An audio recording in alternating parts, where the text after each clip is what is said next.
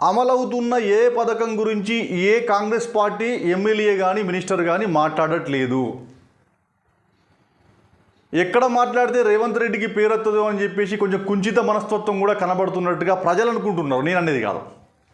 So Congress party himself వాళ్ళు చేస్తున్న పథకాలని, సన్నబియ్యం ఉంది, 1-2 రోజులు తూతు మంత్రం అన్నారు, తుమ్మకాయ మంత్రం అన్నారు. సో కాంగ్రెస్ పార్టీ చేస్తున్న పథకాలు, మొన్న రేవంత్ రెడ్డి ఒక చోట మంచి మాట అన్నాడు. 16 నెలలుగా రేవంత్ రెడ్డి సీఎంగా తనకు బ్రాండు రాలేదు అనేది ఒక మాట అన్నాడు. యంగ్ ఇండియా నా బ్రాండ్ అని చెప్పిండు, స్పోర్ట్స్ ఎడ్యుకేషన్ నా బ్రాండ్ అని చెప్పిండు. కానీ తన బ్రాండ్ ఏందో తను చెప్పుకోవాల్సిన పరిస్థితి రేవంత్ రెడ్డికి రాకూడదు కదా.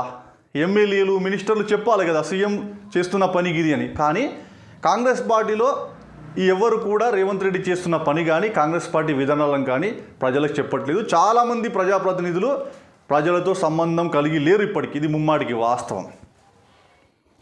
జానారెడ్డి లాంటి రాజకీయ కాంగ్రెస్ కురువృద్ధులు టీఆర్ఎస్ పార్టీ పెట్టిన 5 రూపాయల పథకం కూడా బాగుంది, బేష్, నేను కూడా తిన్నా అని చెప్పిన జానారెడ్డి ఈ 16 నెలల నుంచి ఎక్కడ నోరిప్పిన పాపాన పోలేదు.